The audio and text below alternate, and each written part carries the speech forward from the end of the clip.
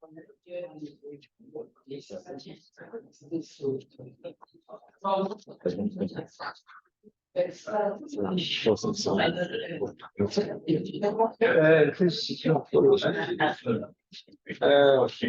down.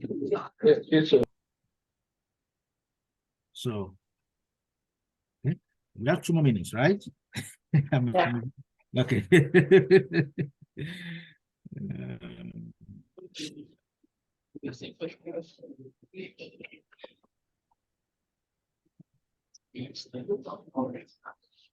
No, I cannot crack all my jokes because recording is in progress. So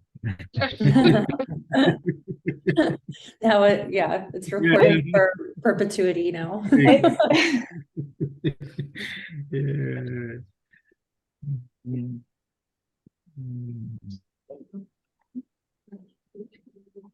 It's a lot of work keeping this together. It really is commendable. But I didn't enjoy this thing. Yeah. It's not easy to do face to face only. No, talk about hybrid face to face.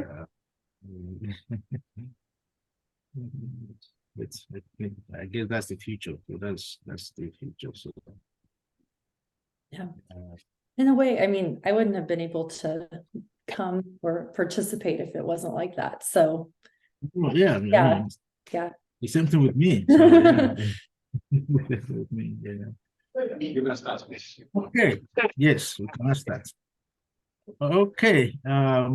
Good morning from North America and good afternoon in Nigeria. Welcome to session 7 of LSA 2023. My name is Akin Gudono, and I'm a professor at USC Charlotte, and I have the pleasure of serving as the chair of this workshop. LSA has put together 4 top scholars to talk on a very important topic, academic job hunting in North America. In the next 90 minutes, we're going to cover a wide range of topics, which include how to write cover letter, formatting CV, preparing for an interview, virtual and in-person interviews, how to solicit and even write compelling letters of recommendation, how to craft research and teaching statements and philosophy, and when you are lucky to get invitation for interview, how to prepare for it, how to do on-campus visit, teaching demonstration, research talk. It takes a lot to get a job in North American institution. It takes a lot of efforts and prep work. So our colleagues will guide us based on their own personal experiences. And the way it's going to work is we have 4 speakers, and each of them will take turn based on the way they were listed on the program, and share their experience and advice and thoughts with us. So first, let me introduce them all at once. Dr. Ademola Adesola is the first speaker. He received his PhD from the University of Manitoba. He's an assistant professor at the Department of English, Languages and Cultures, Mount Royal University, Alberta, Canada. Dr. Adesola's research and teaching interests are post-colonial studies, African and Black diaspora literatures, child soldier narratives, war and literature, popular culture, and human rights issues. His current project is on representations of child soldiers in African narratives. The second speaker will be Dr. Lani Akande, who received his PhD from York University, Toronto. He's an assistant professor at the University of North Carolina, Wilmington, which is just down the road from me. His research interests include the formal and aesthetic characteristics of African cinemas as a site for formulating newer and more indigenously informed theories. The third speaker will be Dr. Alimat.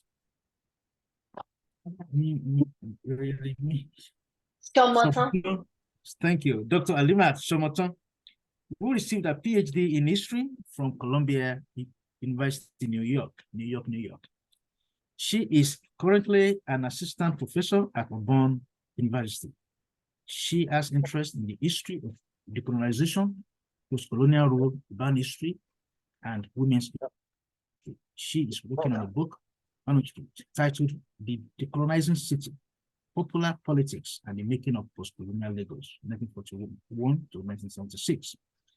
Last but not the least, Dr. Rebecca Wolf, who received a PhD from UCLA.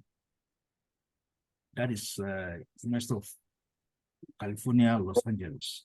She is an assistant professor of art history at Christopher Newport University in Virginia. Her scholarship focuses on modern and contemporary African art. She is currently working on a book manuscript titled Experience and Memory, the Nigerian Civil War and Nigerian Contemporary Art, which examines how artistic production intersects with armed conflict through the lenses of witnessing and testimony, trauma, and memory. Ladies and gentlemen, I present to you first speaker, Dr. Adesola. Thank you, Dr.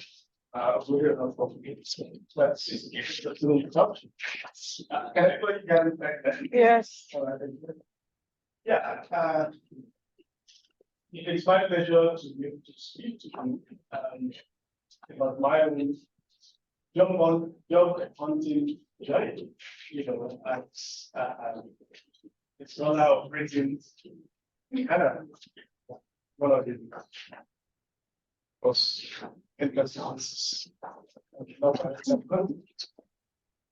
What I want to do within the 2 minutes that I have is to apprise you of specific moments in my own quest for a job, a tenure track position precisely. I want to be able to share with you what I did, what I learned, and hopefully you can draw some useful insights from those undertakings of mine. At the end of the day, I'll be happy to take questions if you do need them. So I completed my PhD in officially January 2022. It was supposed to be in December, but there was a strike in my university and my defense was postponed. And I, did my defense in January. But my job search journey did not begin in January 2022. So back in 2021, when I was nearing completion of my program, I began to think more seriously about the next stage that I was going to go to. So which is, of course, I was clear in my head that I want to go to the academics. So there's nothing where else I would go. So the next phase would be to start the job process. As I was doing my final chapter, I decided, and this is where my first moment came. So I decided I was going to test the waters. And when I said test the waters, I meant I was going to find out for myself what does applying for a job, in my field is like in Canada. But again, let me dial back a little bit. Before that time, I had done 2 things successfully.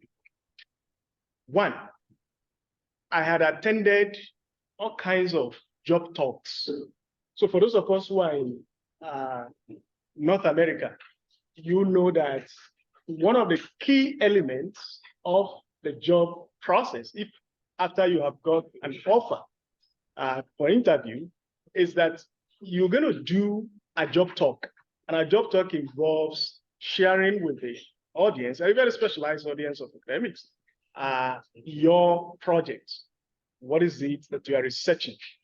And how does it help the position, its relevance? to that institution and, of course, the field of study. So I took time to attend virtually all job talks that took place in my department when I was a student, when I was doing my PhD. So what did that do for me?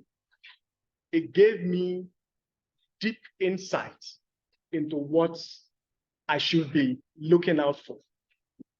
I mean, that's number one. Number two, I also began to more effectively interact with those who have just got hired, whether within my department or outside of it.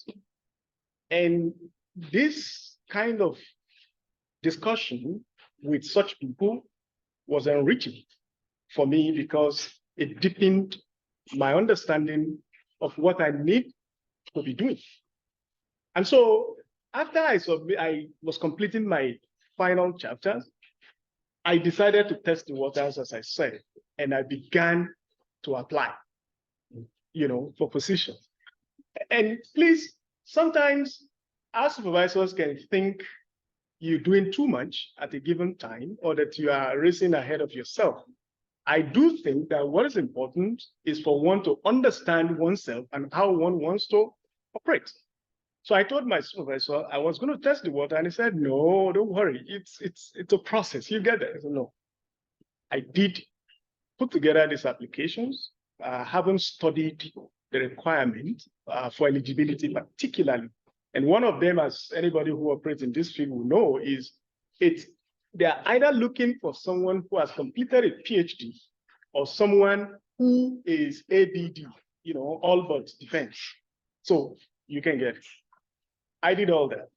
And I went for I submitted my first major application, the very first one.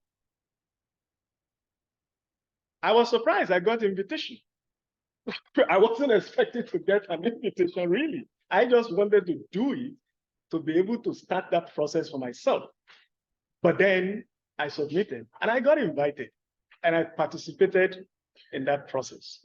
And it was very useful for me because it enriched my understanding of things.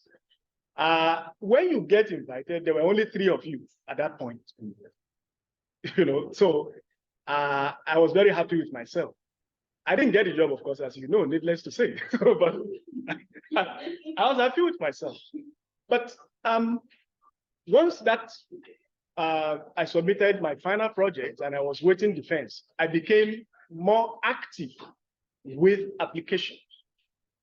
And between the time that I submitted my projects, did my defense, and the time that, and 2 months thereafter, I put in 7 other different applications. And I got 5 invitations for those 7 applications. And of the 5 that I interviewed for, I got 2 positions, and I had a pleasant problem. Which one to go for? So that's fun.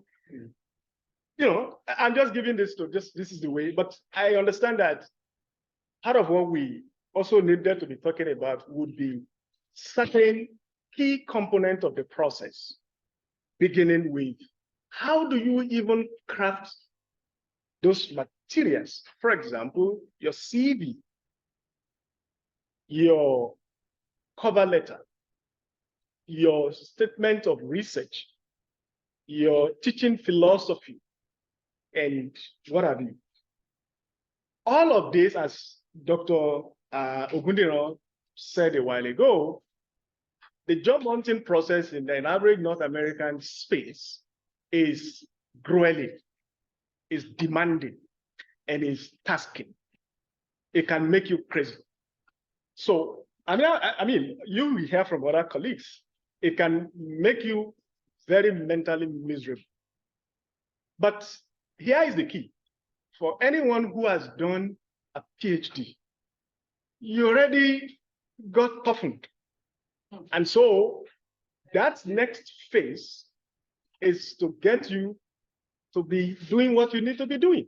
And so you have to have every component of your faculty concentrated on each piece of the material. And what you do is that you must have people that are dependable who can look at your materials. You have to have serious conversations, honest, critical conversations with those people.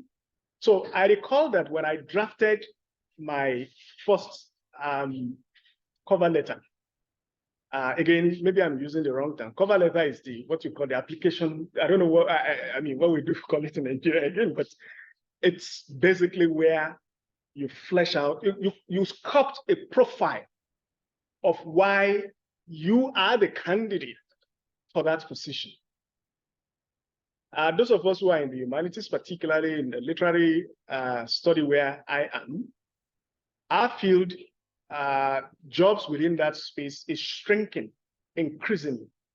And so for me to even get 5 invitations out of 7 applications, you know, I mean, this was not common as far as that field is concerned, given the nature of job availability.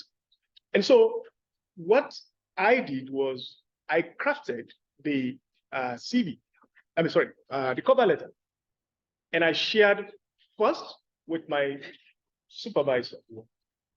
And when it came back to me, I couldn't recognize it was what I sent to him. No, he didn't write anything there for me to say, insert this, insert this. There were queries, because the goal is just how are you the right candidate for this job? Why should we ignore every other person? Mind you, it's just one position, and there are tons of people who have applied. For example, the job that I have now, when I finally took it and assumed duty and started interacting with colleagues, my chair told me there were 136 applications received. So it's a heavily competitive space to go to.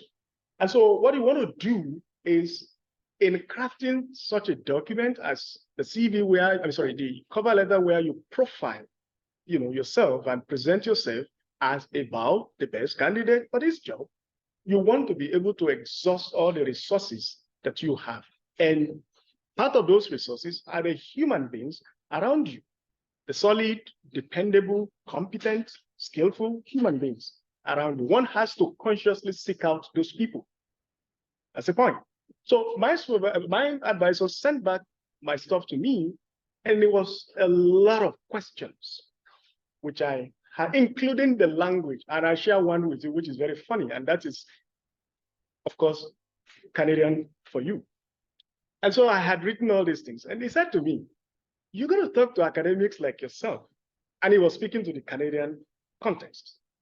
These guys don't like superlative expressions. They just want something elegantly simple. Don't make their life difficult. That's a key thing, in that piece. So I did that. I didn't stop with my supervisor. I mean, I should say, oh, he knows this drill. This is sufficient. I looked out for colleagues who had gone through that process. And this is part of what I am sharing, asking you to think more very seriously about. The job application process, even though you are the one who conceives of how you craft all these things and all that, it's not going to be a job that only you will do at the end of the day. You need dependable, skillful, experienced people to help you look at things. And don't expect them to tell you how to write a particular sentence. No, that's not what you want. You don't want to be spoon-fed. You want to be told how to think more critically about what you're doing. And then you do it yourself. Because at the end of the day, if they do write it for you and you get to that seat where you are invited, they're not going to be there to do the speaking for you. And just about anything can constitute an important piece of question, when you're on that seat, deriving from what you submit. So you must own the process very effectively while tapping from other people as you go on. I don't know what I'm doing for time. Chair? You have 2 more minutes. There you go. So I asked at the right time. I mean, there are other things we can say. We have more time, to talk about this. But let me just share this one more point, and this is very important. Think of the job application process as an opportunity space. Don't think of it alone as a space where, look, my goal is singular. I just want to get that job. No. If you do that, you're likely to get that job and arrive at it a poor candidate, or rather, a poor employee, because you haven't paid attention to other processes, other things as you go on. For example, and I share this experience with you very quickly. In the next few months to come, or between now and next year, I'm going to have 2 major publications that will come out. Those publications came out of one of my interviews. And how do I mean? I went for this interview. I didn't get that job. But after a week or rather a month that the decision had been made, the chair of that department wrote to me and said, you know what, I don't sleep well at night. I looked at your profile, your package again, and I thought there's something here, So while we were unable to employ you, I think there's something I should be able to do. And she said to me, do you want to do a postdoc? I'm going to take it. We can apply for the highest of it, which is in Canada, it's Banting. Anyway, because I'm pressed for time. Anyway, I got Banting, but I had to turn Banting down because I got a job, So, but what was it that I was talking about with publication? She sent me 2 pieces of information about certain publications and say, can you submit something to this? You would, if you like. And I looked at them and I did. And those were accepted, I didn't get the job, but I got 2 publication opportunities. I didn't get a job, but I got a Banting, which is on my CV, even though I didn't go for it, So because you can't hold Banting in a full-time position, so you have to pick one. So that was what happened. Secondly, another thing you must think about in that process as a space of opportunity is that part of the materials you design, for example, they will ask you to create courses, maybe 2 courses, propose 2 courses in this area. Even if you don't get the job, those could be courses that you'll be teaching wherever you get a job later. For example, this fall, I'm going to be teaching a seminar course, and I'm very excited about it. It's called Children Without Childhood, Representations of Children Without Childhood. This was a course that I proposed to a particular school. I didn't get to that school, but in the school where I am now, I am going to be teaching that course. I have 2 more like that in another 1 or 2 years, I will be proposing as a seminar. So do not be singularly focused. Expand your space of focus during the job search process. You will be very happy with yourself. I'll keep quiet now. Thank you so much, Dr. Adeshola. Thank you for sharing your thoughts and being candid with us. The next speaker is Dr. Akande. By the way, we'll have Q&A and comments at the end. So let's just go through all the remarks first. Dr. Akande. Thank you. Thank you very much for the opportunity to speak with you about my experience. I just want to quickly caveat what I say with I did my undergrad, master's, and PhD all in Canada. So my experience may be a little more region focused, but I'll try to speak to things that are universal that I feel that we can all benefit from. And let me put it this way, and I'm putting it this way so that you have an idea of where I got to and how quickly, and why I got to where I got to that quickly. Okay, it didn't happen by chance, and it didn't happen because I'm extra smart. That's what I'm getting at. So it's very hard to get a tenure track position right out of finishing your PhD. Okay, it's very hard. As one of my supervisors kind of said, "Hey, buddy, how about you slow it down a bit, do a postgrad, do whatever, take your time." It doesn't happen that easily. But I got a tenure track position the very first year. Some of my colleagues are still job hunting. Okay. But I didn't just get there by chance, and that's what I'm trying to drive at. There were certain things that I did that we all can do that'll If it doesn't get you right there, it gets you close. Okay. There is smartness, there is intelligence, there is having a research that's mind-blowing. And everyone, I think I lost it. Thank you. And everyone wants to hire you because even before you're out of your graduate program, they're already hearing about your work. There is that. But for most of us, we are looking at research that, yes, there is some ingenuity to them, but I mean, they are not that unique that everyone is like pounding you down because they want to hire you, right? So what are the things that you can bring to the table? I'm sorry. What are the things that you can bring to the table that makes you more appealing to your potential employer? And I'm also saying this because even though I just got hired, I was thrown right into the hiring committee to hire the next person at the university. So I'm also speaking from the other side, those hiring. I do have limited experience, but from the little I have. So yes, I got hired within the first few months of completing my PhD. But one of the things that I was determined to do when I went to my PhD, I wasn't a kid anymore. So I knew from day one that I didn't want to be kind of prattling about and making mistakes and waiting for another 5-10 years before I got some jobs. Right going into my PhD, I wanted a job as quickly as I could get it. So the things I did in my first year of PhD, which is for those of you who are maybe you're still in your early PhD phase, I went to some of my supervisors and I went, I want a job right after school. What are the things I need to hit as benchmarks? I don't care what they are, just let me know what they are. 1, 2, 3, 4, and then I can have a list and I'm striking up the list as I go. Get articles published, attend conferences, attend meetings, participate in research. Whatever it is you can stick your head in, just so you can put it on your resume, do those things. So from the get-go, I was beginning to put those things together, knowing what my goal was, because I didn't want to spend an extra year out of PhD, okay? So it took an entire 5 years to get to the point where I could get a job right away. That is one part, because you got to do this part.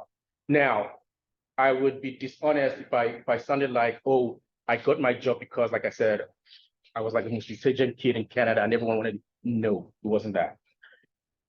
It was more about how I presented myself to them. I think you already spoke to that. They don't expect you to be prideful, but you've got to be confident. Confident. You don't want to be arrogant, okay? Because when they're looking to hire you, they're looking to hire a colleague, someone who can be a friend, they can have conversations with. You don't want to come across as arrogant or prideful, but you want to also tell them, hey, look here, I'm also bringing stuff to your table. You don't hire me, you're missing out, okay? These are the ideas that you have at the back of your mind when you're going into the interview phase. But just before that, I was saying that I have to be honest with you. A book that I'm going to recommend, because after all of the things that I did, I would still have blown all my interview opportunities if I hadn't read this book. Okay, so just a little backing up a bit. So within my first year, remember I said it's hard to get an interview, let alone get a job. I was fortunate enough to have like five interviews. One of them was, well, Cambridge wasn't an interview, but they were interested enough in my application that they reached out to me. That says something. But again, it wasn't because I was intelligent, it was a matter of structure. And the entire structure thing, I will put down to this book. I don't know the writer personally, so it's not like I'm promoting her book, but Karen Kelsley's The Professor is In. Have it. You have it. Yeah, I read everything. The Professor is In. In. Yeah. I can share it. Yeah. In. I-N, yeah. Karen Kelsley. I can share it for them to circulate. Right. Yeah. So there were 6 of my cohorts. We got into PhD together. So the first person, he was some months ahead of me. He completed his PhD and he applied for a job and he got it right away. So I reached out to him. The idea of don't do this in isolation. Hey, buddy, how'd you do it? And he said to me, But for this book, I would not have gotten anything. Shoot me that book, please. He shoots me that book, and I go through this book. And yes, I've done my research part. Remember I said that for 6 years I planned my way to where I was. Structure is something you cannot compromise on or treat very casually. Yes, it's good if you've got individuality. It's good when you have ideas that you feel you can explain or you can present in unique ways. However, those who are looking to employ you have certain metrics that they're looking at, and it's the structure that you present, in which you present your application, that allows them and enables them to go through that list and go, okay, this person has this person has this, and I see where their research is going. Okay, this book showed me from point A to the. I knew I had the materials to put together, but I had no idea at all how to structure the materials. But this book tells you how to do your CV, how to structure your resume, where to put your research, what it is you're looking at, how to build on your strengths. And while you can measure your weaknesses, you don't measure on it. It was this book for me. If it wasn't for this book, now you can only speculate, but I feel that if it wasn't for this book, I may still be job hunting today. Okay, and that's what I want to emphasize, the fact that my going from PhD to getting a job right after required targeted planning. And then you've got to understand the format and the structure through which you're going to present your paper or your application. And I also want to add that you don't trivialize or minimize the idea of reaching out to people who have done it before you and who are willing to help. And I want to use this, maybe, and I know you know I'm not singing his praises just because he's here, but Professor Adenuto has been invaluable. I would reach out to him. He Zoomed with me before I had my interview, and he conducted a mock interview with me. Okay, you need people like that who are going to help, like, hold your hand through the process. Because yeah, the process is rigorous. It's intense. The interviews are like for 3 days, back to back. Okay, but it is possible. It is possible, and people are still doing it today. And one other thing I'll just say, because I would like to leave room for questions, so I feel that's a better way for me to get a better sense of where you are. One other thing now I've missed that. I lost this. Maybe it'll come during the question part, but I'll leave it at that because I don't want to make it too in.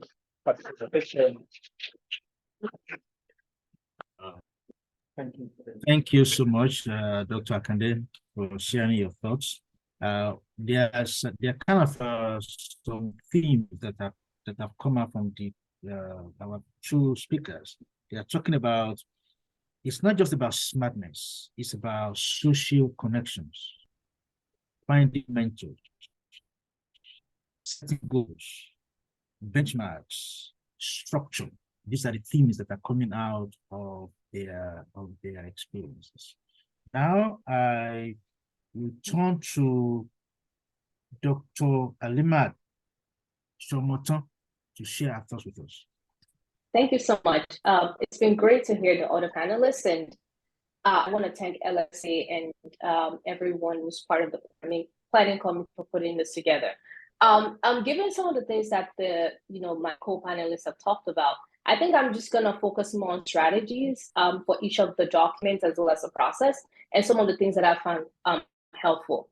So I think, some of the things that have been talked about so far is preparation and planning. That's very important, structure. And I also, recommend Karen Kelsey's book. And if you can't buy a book, you can go on that website. She has a lot of blog posts that are connected to some of the things that she talked about in the chapters. So you don't necessarily have to buy the book, but you can always review some of the things she said in the blog.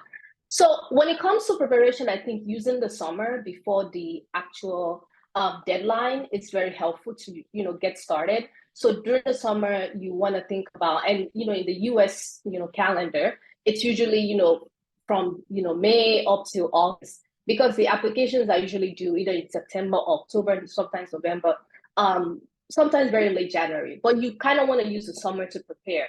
And when it comes to preparing, it's always great to have templates from other people to see how they sort of structured their cover letters. And Karen Kelsey, I think she also has like a template for the cover letter for applying for jobs. And it's important to differentiate between jobs that are much more at a liberal arts college, jobs that are at a research university college, or jobs that are at a teaching intensive university. So some of those information will be conveyed to you in the job ad. And each of those schools, you have different requirements and different things that they're looking for when it comes to how you present yourself as a candidate. So when it comes to a liberal arts college, it depends on the kind of liberal arts college. Sometimes, you have to kind of foreground your teaching first. But if it's a Please, we can't hear top you. tier liberal arts, oh, You have to can switch. you hear me now? What about now? I can hear you. Oh, okay. Can you hear me? Can everybody hear me? Yes, I can. Okay, great. Please, we Okay, can't I'll hear you. Please continue. hold on. Okay. Thank you.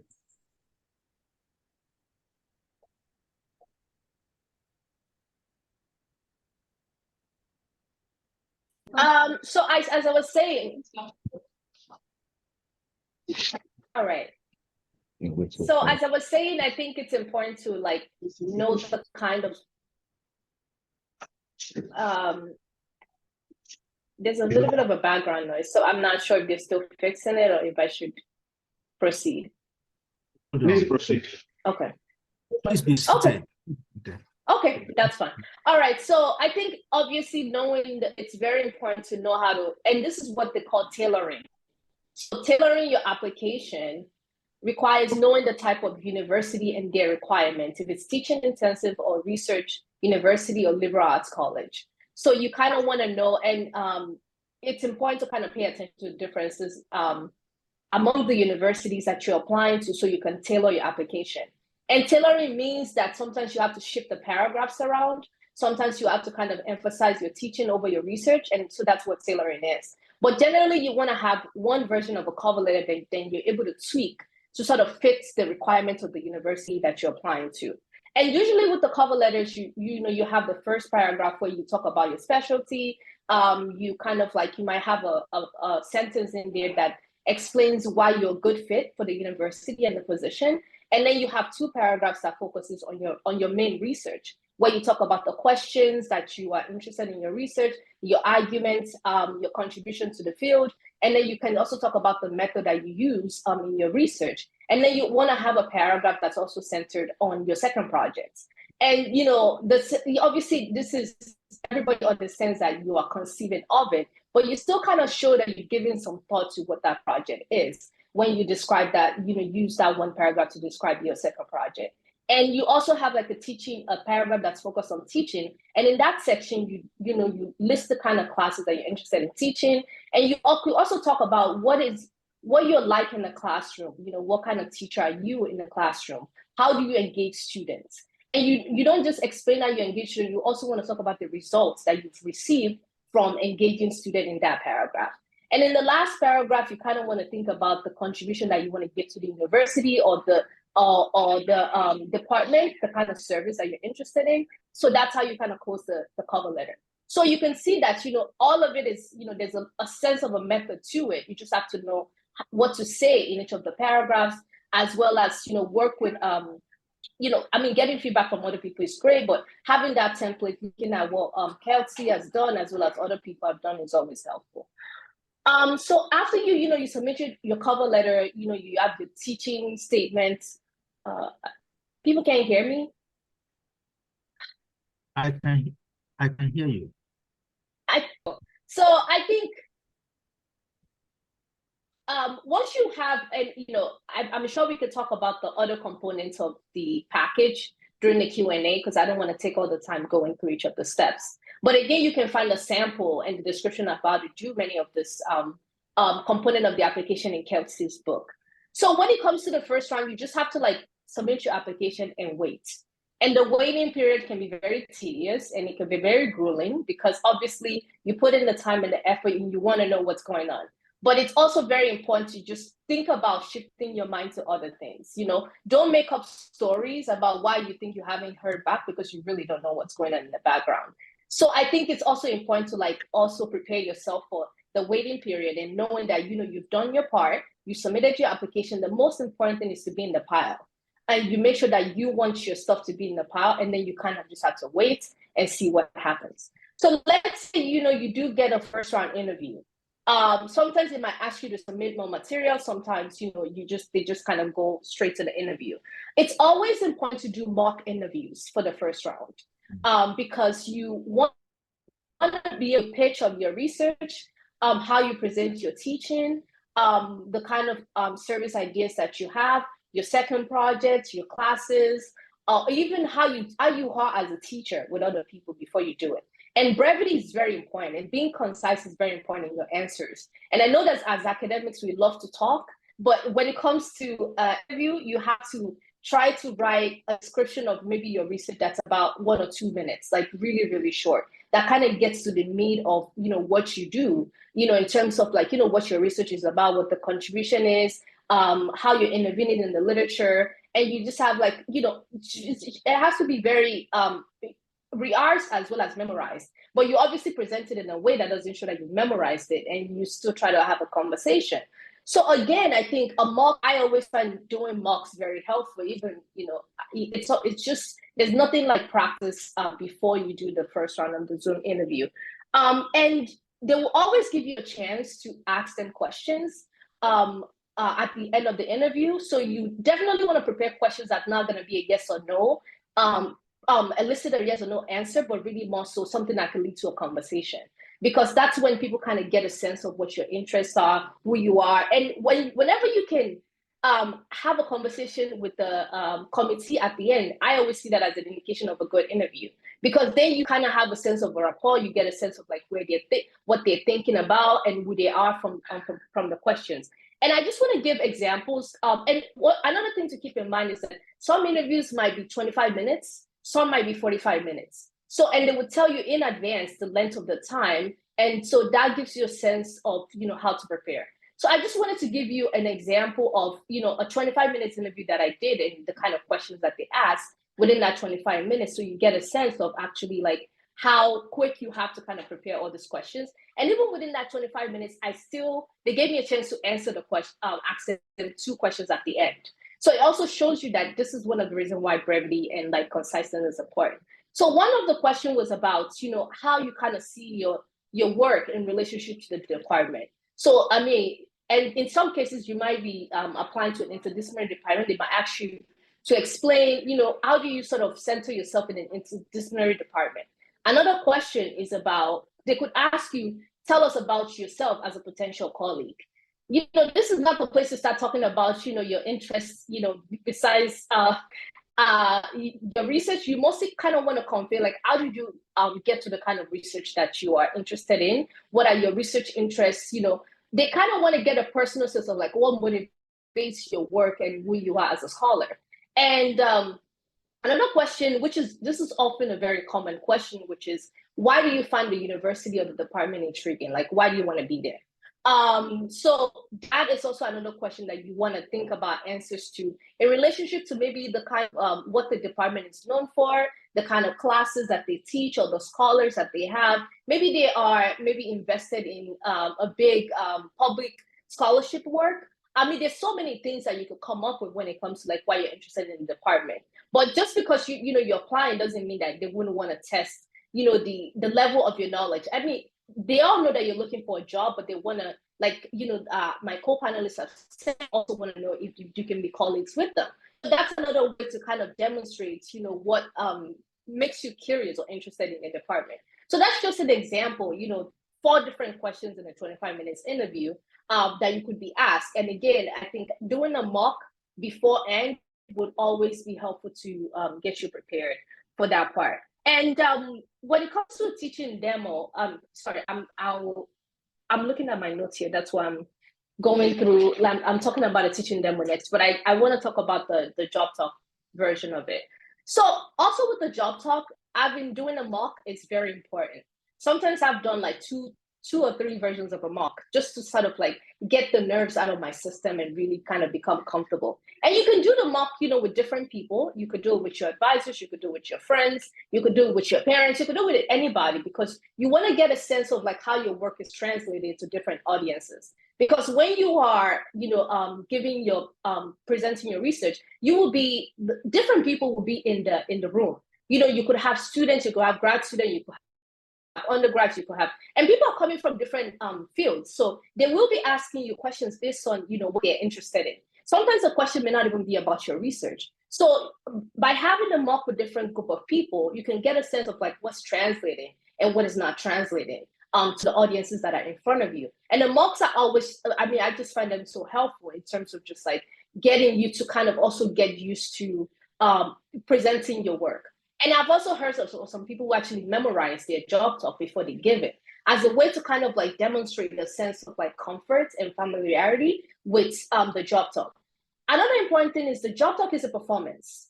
And it's a performance in the sense of the fact that you have moments when you try to give a sense of, you pause, you try to figure out ways to engage with the audience. So you're not just like reading a paper. And I know that, we're used to reading papers in, when we're presenting, but you are reading, but you also have to give yourself a chance for when you look up and you engage with the audience. I've seen some people even give the audience an opportunity to ask them questions in the middle of the job talk, but obviously that comes with practice because you don't want to go beyond the time that they gave you.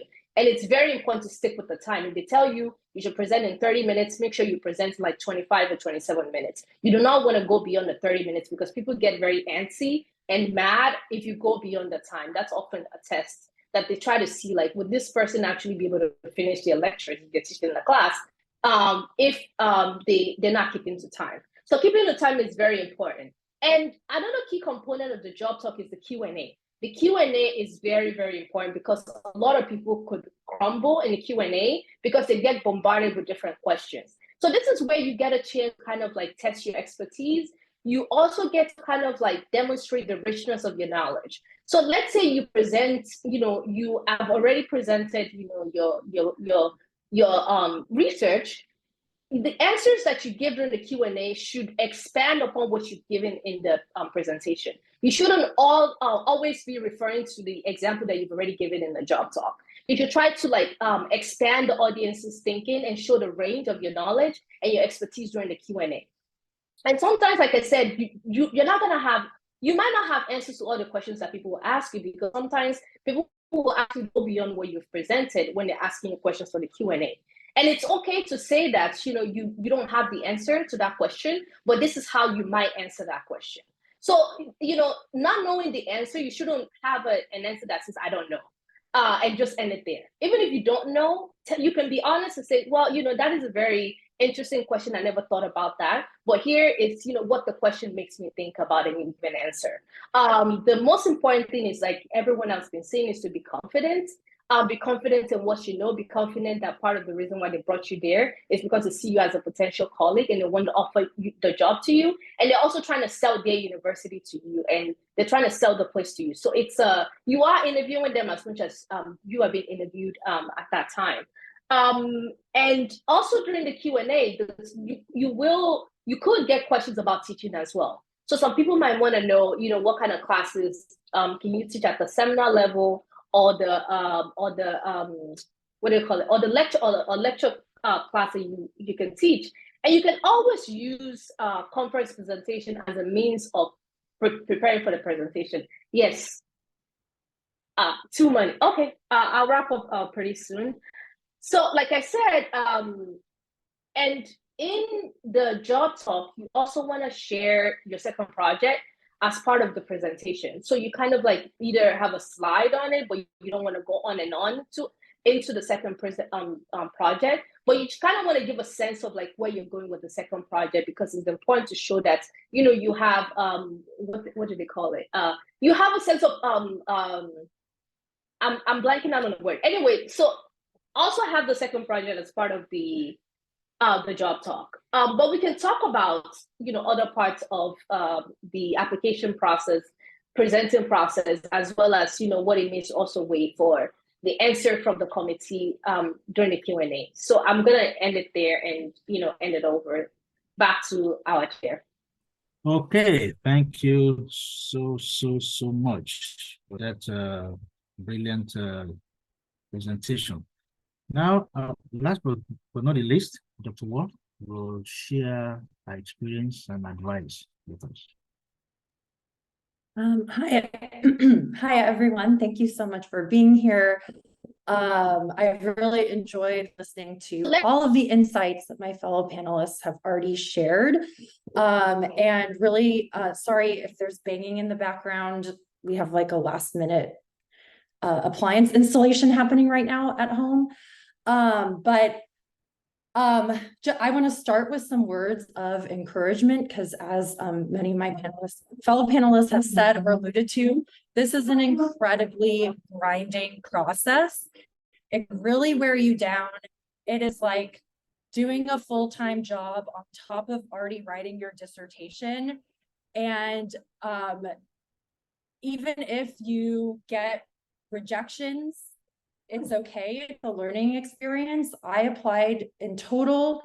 I was lucky enough, I got a tenure track position right out of like before I finished my dissertation when I was still ABD and was able to move into that. But in total, I applied like real jobs and postdocs to 16 different places.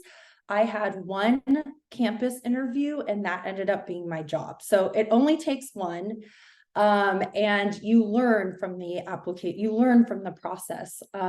You learn like how to tweak your cover letter a little bit, depending on how you did in the previous application that you applied to. So it's all learning, everything you can use. And as another co-panelist also said, like you can use your materials as things when you do get your job, like for your syllabi or for you can turn your job talk into a journal article, for example. So nothing is wasted time.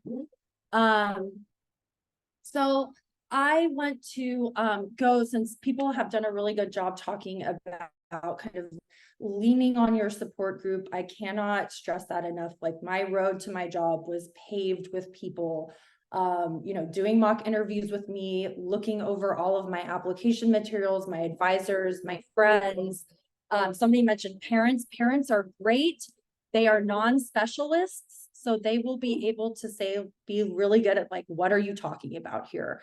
And really helping you fine tune your language. Because one thing to keep in mind is that the search committee is fellow academics who are very, very busy.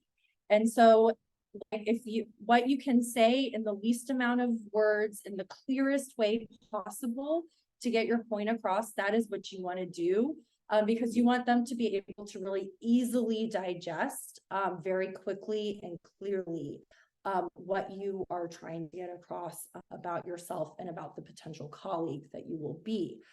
Dr. Somatan did a really good job of like going through the CV and the different components of the CV. But I want to just add that something that I really struggled with, especially when I first started putting together my materials, is changing my voice. I was a graduate student. I was used to being a graduate student, presenting myself as a graduate student, but you need to make the switch being a colleague. And so it can be in subtle ways, instead of saying something like my dissertation, you can say something like my future book project. There are just little tweaks that you can make and ways of presenting yourself that really give you the, really put you in as a colleague. Instead of as a graduate student, you're so used to asking for grant money, you're used to asking for, all of this stuff to help you in your education, but now you are switching, you're an academic now and you deserve this job. You are prepared for this job, and you just need to be confident in putting that across. One thing also, do your homework.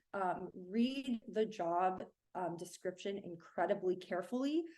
They tell you what they want in the job description. They will tell you, will you have graduate students? Do you need to prepare graduate student seminars? Or will you be predominantly teaching undergraduates? What type of institution are they? Do they value interdisciplinary collaboration? Do they value? Please, we can hear you. We want you to speak up. Okay. Can you hear me? Yes, we can, but you just need to speak up.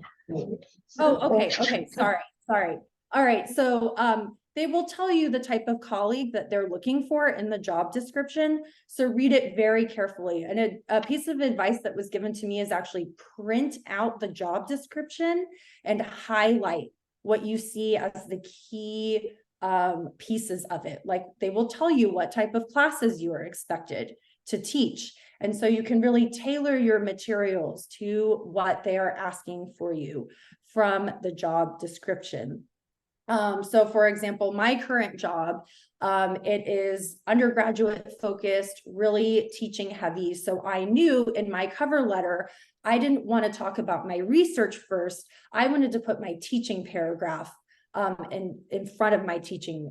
And sorry, I wanted to put my teaching paragraph in front of my research paragraph because that's what they were really focused on, is teaching. Also, your research will really help you in your first round interview. So you submit your materials, you finally hear back from them after that interminably long wait, and they want to have a first round interview with you.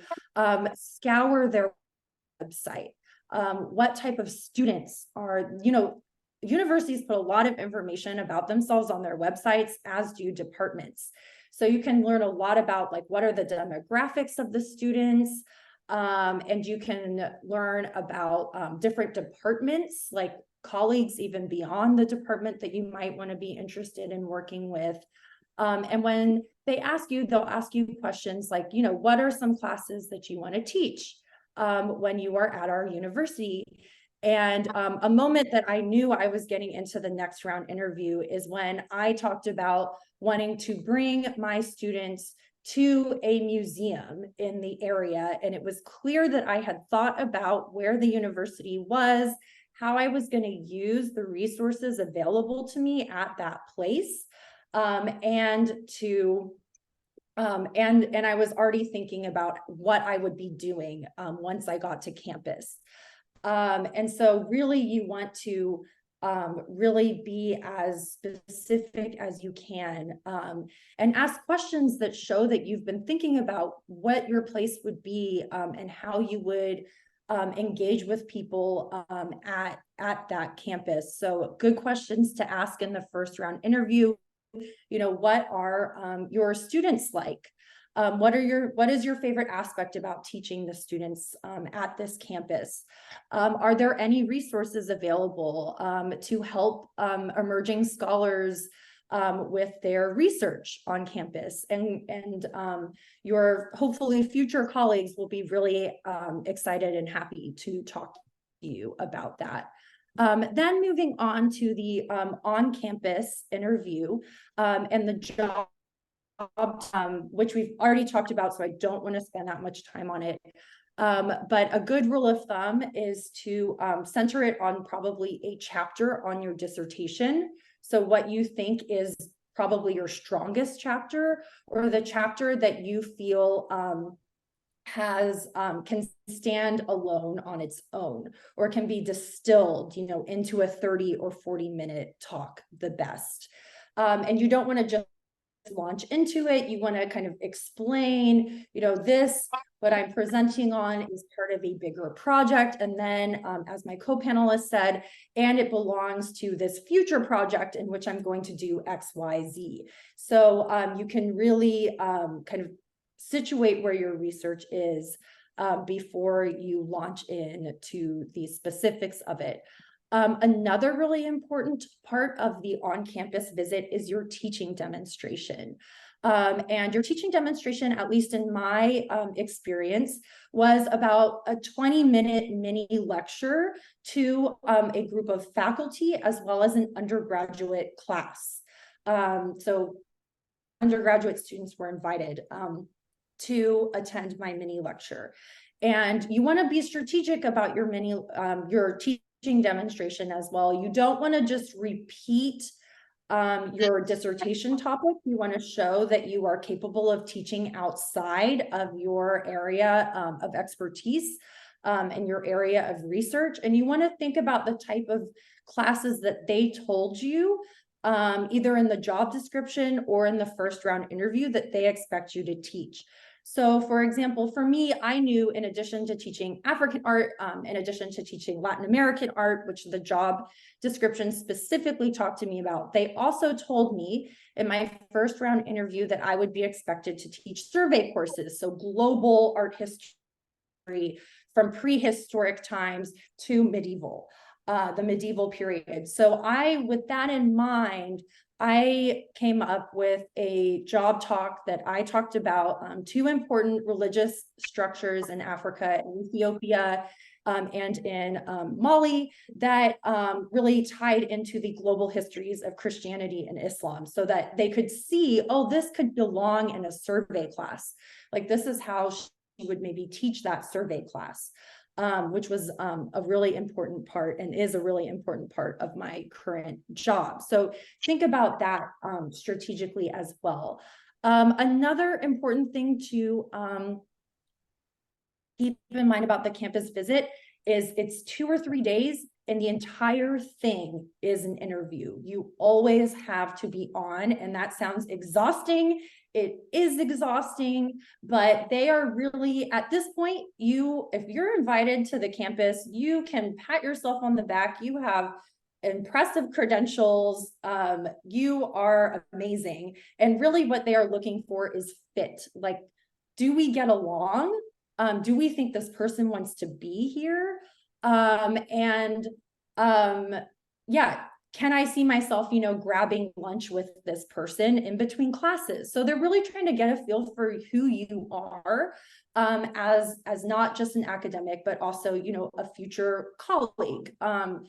And so even if it's something like a faculty member who isn't on the search committee picks you up from the hotel to drive you to campus, like you are on during that moment. And you have researched that person, you know what their research is on, you know what classes they teach, and you can ask them questions about themselves and about their experiences on campus.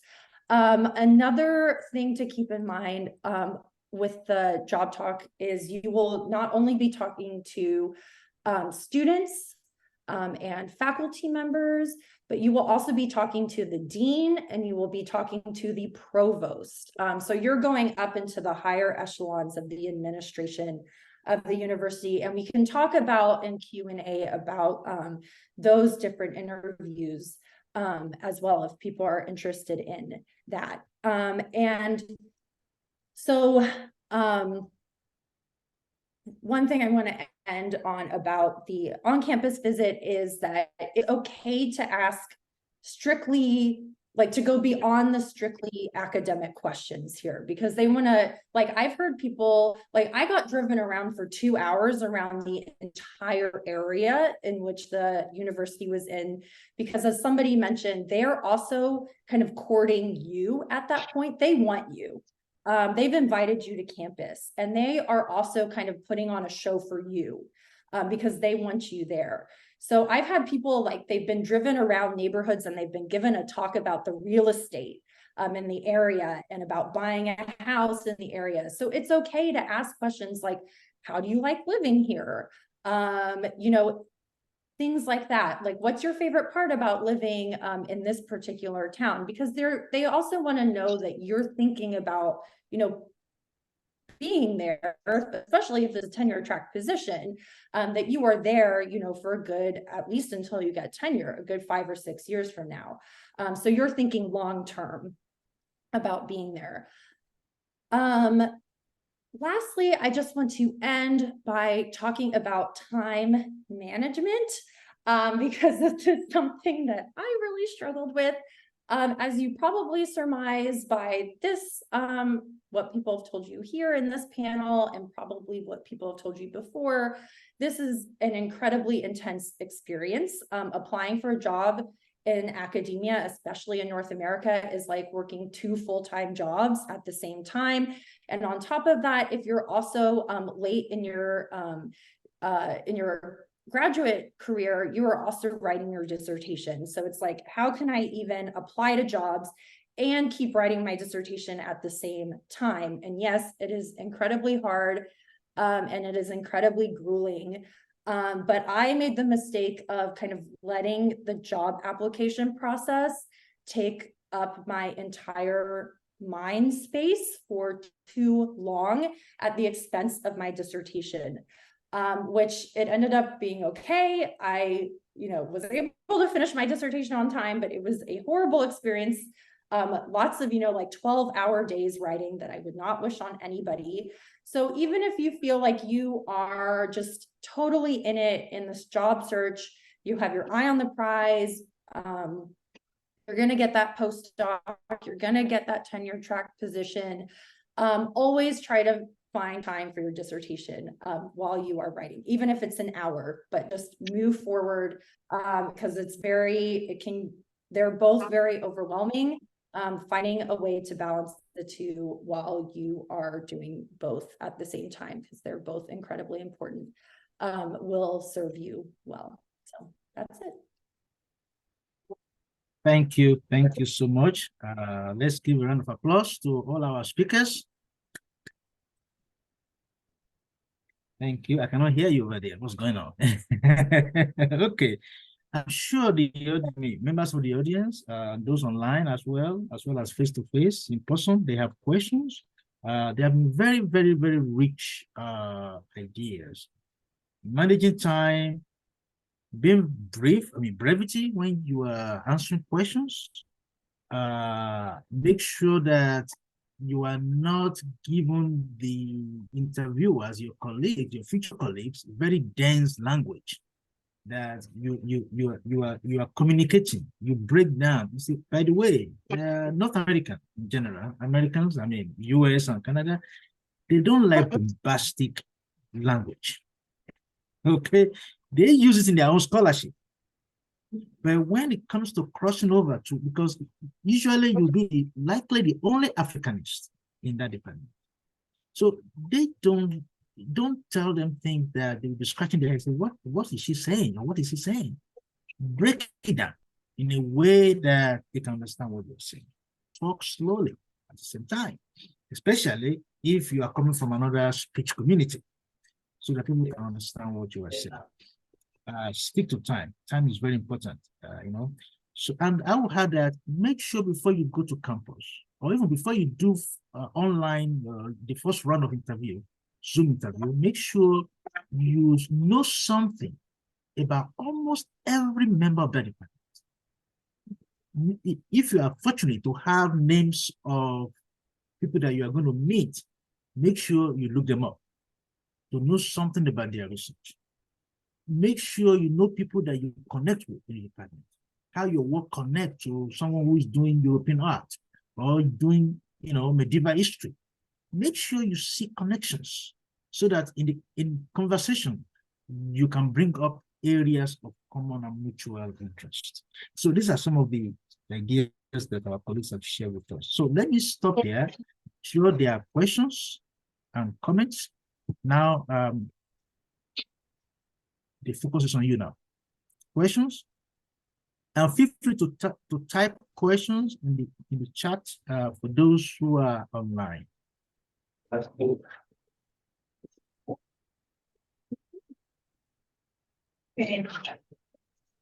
Question?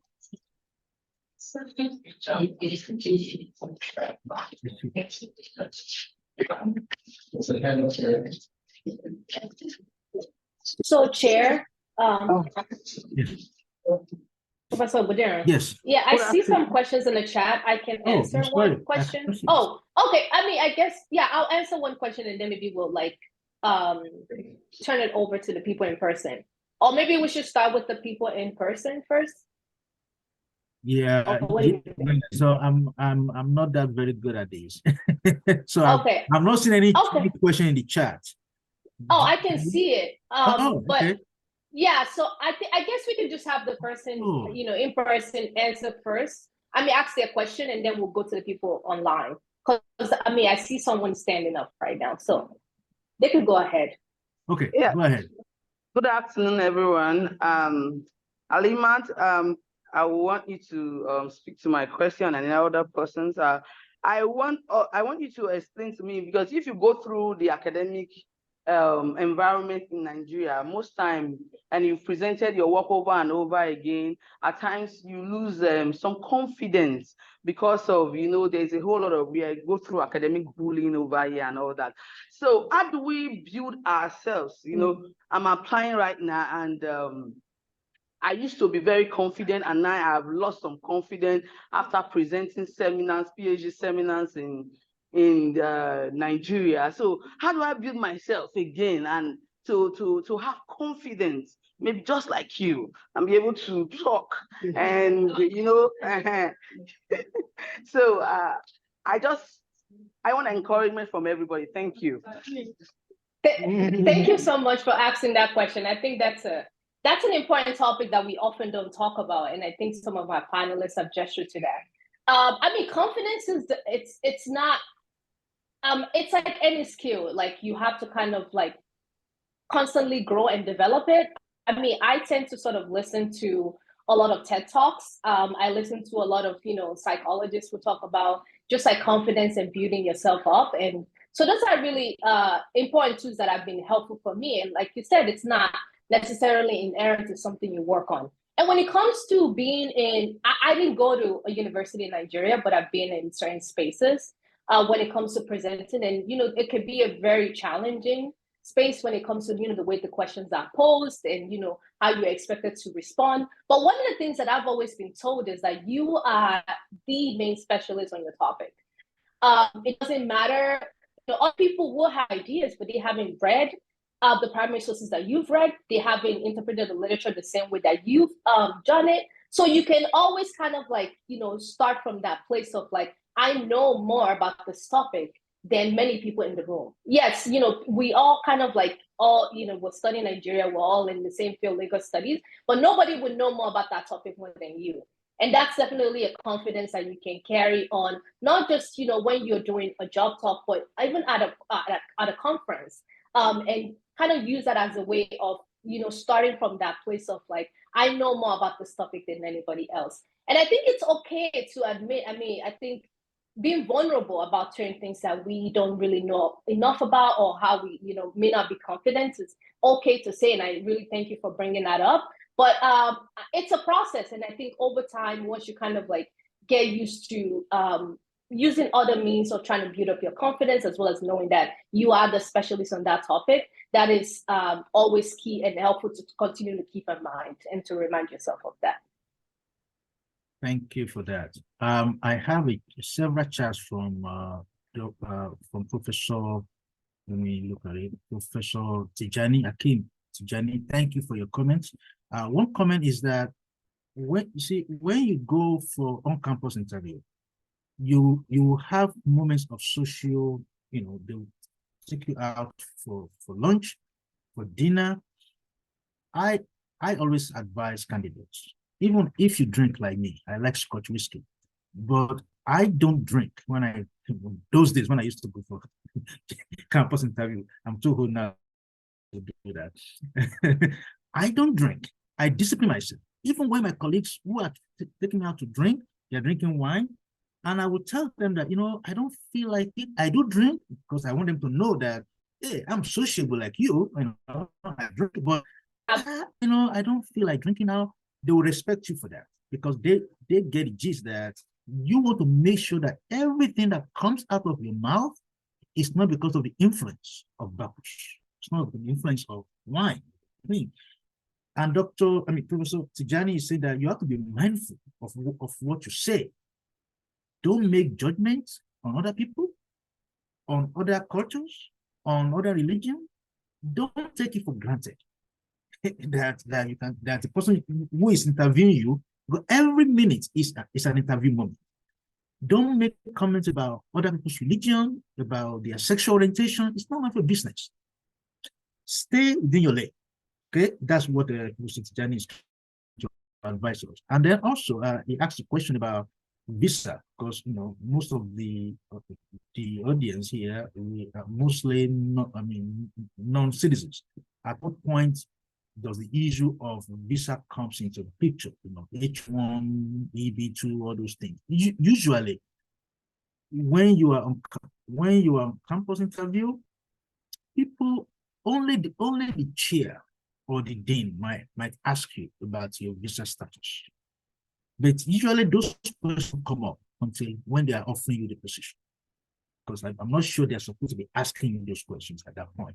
It is when they are offering you the position that they will be asking you about your visa status. Of course, at that point, you should be able to share your status with them.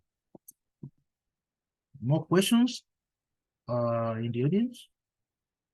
Any question? I think we should answer some questions online because I see a bunch here. Yes, I've been asked. I've already addressed two questions. Sorry for interjecting. We have some additional comments on the confidence part, if you don't mind. Okay. Yeah. Thank you. Okay, thank you. Your question is Nigeria specific, and I agree with you. There are a lot of, bullying going on, masquerading as academic, critique. The nonsense. And what they work to do is to make nonsense of your dignity. But here's the thing. Being aware of that enough is something that you can deploy a strategy around.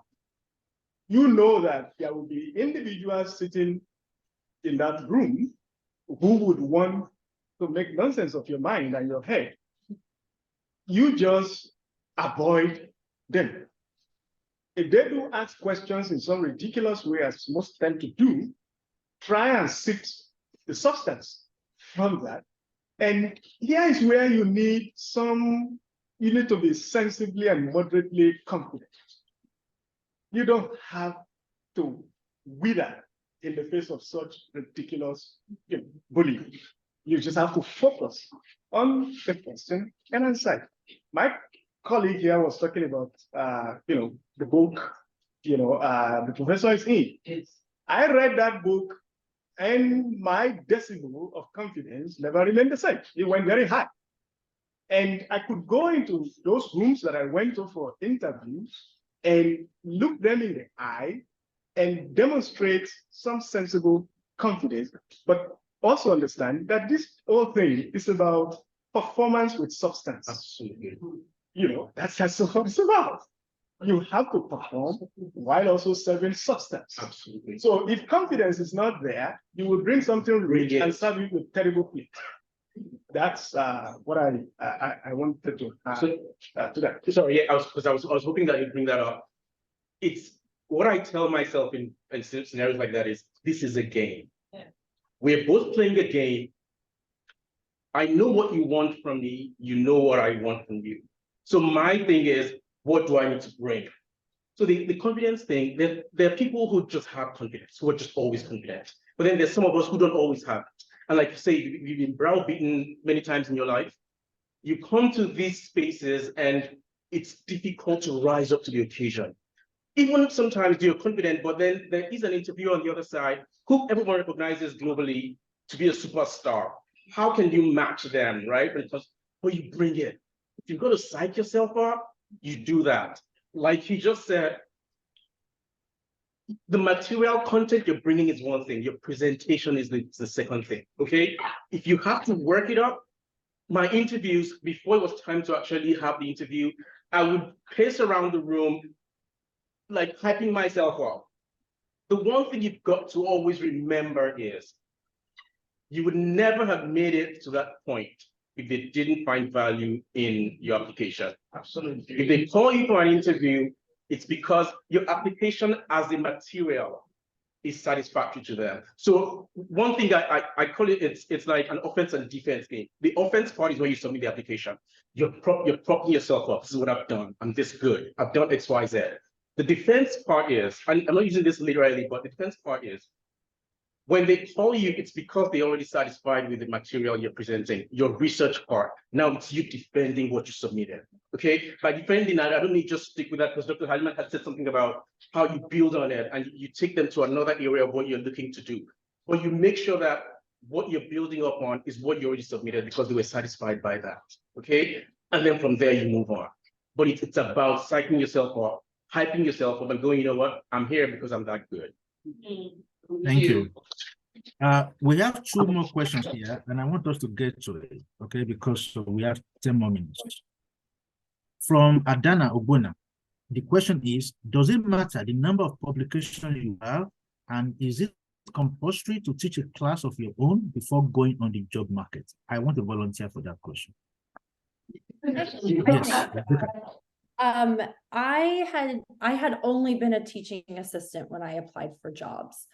And that's okay. They know, especially if you're applying as ABD and they made it clear that they're accepting ABD applicants, they are going to know that you might not have the same level of teaching experience as, you know, somebody who has been teaching. And my recommendation would be is to try to teach your own course.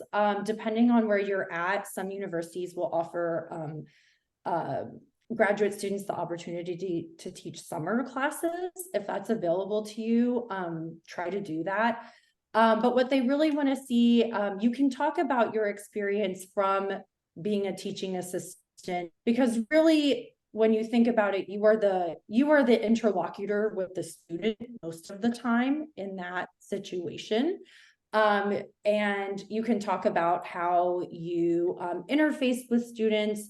You can talk about how you prepared your own discussion sections. And this was mentioned by a fellow co-panelist. You will also be submitting in a teaching dossier. A lot of applications ask for a teaching dossier as well. They expect you to submit syllabi. And so you can create a syllabus for a class that you haven't taught before. It requires a lot of work. You basically have to build up a class from scratch, choose the readings that you want to assign, choose the schedule of the class, but that document will actually carry through with you for the rest of your career. The syllabus that you build up for your teaching dossier, you can turn to when you actually get the job and you are actually going to teach that class that you proposed. So what they're really looking for is, you know, how you're thinking about putting a class together. And also your teaching demonstration will also show them, like, yes, you are prepared to teach a class, even if you haven't been what in the United States we call an instructor of record, which just means that, like, it's your name that is directly attached to the class. And the other question about publications is that if you have, you know, 1 or 2 publications, I think that's okay as an ABD student, but they want to see especially like where you're going. That's especially with the tenure track job. They want to see not necessarily what you've done, although that's really important. They want, you know, evidence of good research, but they want to see that you have a plan, because they're not going to hire you somebody that they don't think can make tenure. They want to hire somebody that has a research plan and has ideas of articles that they want to publish or a book project that they want to pursue. So if you feel like maybe you don't have necessarily as many applications as you want to have at this time, really focus on your future plans and where your research is going. Thank you for that. Questions from the audience in Lagos? Any question? Because I have one more question here. If we don't have anything on the floor.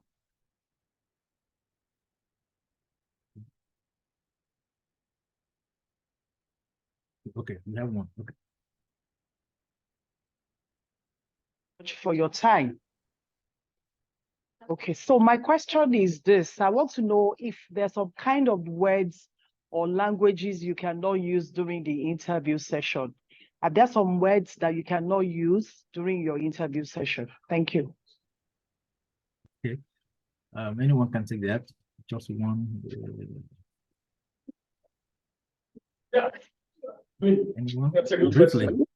Okay, yeah, that's a good question. Certainly, just as in this room, there are certain words you cannot say. You know, it's the same principle that applies. Here is what you have to think about when you are in that space. Conduct an interview. Everything that issues forth from your mouth has to convince committee members this is who we are looking for. You cannot say things that will create doubt about you on their mind. One word that we have not thrown around today here is the question of, is the word fit. You are, as my colleague said, by being invited, they already are at a point where they have certain level of confidence in you. The next thing, and that is the bridge that you have to cross, the bridge of fit. Although I use that word very carefully because it's an abused term and it is used to do a lot of evil, you know. But basically, on the surface of things, fit is what the committee, or if you like, the job committee is looking for. Since I got interviewed and I got the position, I have served on 2 job committees already. So I've been on the other side. And we just have to pay attention. And I'll give you one example very quickly and I yield the floor. Is this. One of the 3 candidates we interviewed recently, every one of us on the committee had doubt about whether if they got the job, they were going to stay. And so we resolved that by saying, okay, it's not in our job description that way, but then let's wait for the candidate to come. And the candidate came, and believe me, there was nothing in all the candidates said that assuaged our doubt. So everyone was clear about the fact that even the way they sounded, they want to use us as a bridge. We give them this job, we're going to be back here in another 1 year, you know, looking for another person to replace them.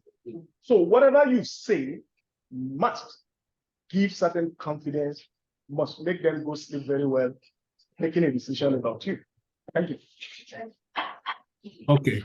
Let me take final question here from those online.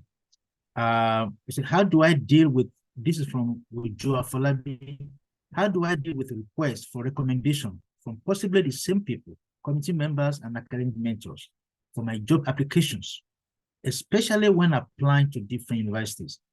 My understanding of that question is that, is it okay to go to the same people for 5, 10 different positions you're applying for? Yes. Your mentors, your committee members are the right people who can talk about your scholarship, who can talk about your personality, who can talk about your trajectory. So whether you apply for 1 job or for 10 jobs, those are the same people that you go to. Of course, you have to be strategic. What kind of letters they will be writing for you. And on that note, we have 1 more minute, and I know that you have to go to the next session. So unfortunately, we have to end it this way. So let me again thank Dr. Wolf, Dr. Somerton, Dr. Akande, and Dr. Hello, Chair. Yes. Just one thing very quickly in the speed of lightning. Okay. One question that hasn't come, but I know that people probably are interested in is, but I'm based in Nigeria. Can I apply to a job in anywhere in North America? So we can talk about that during this conference. It's possible. I mean, I see people who do that. I see people who are assisted through that. So we talk about that.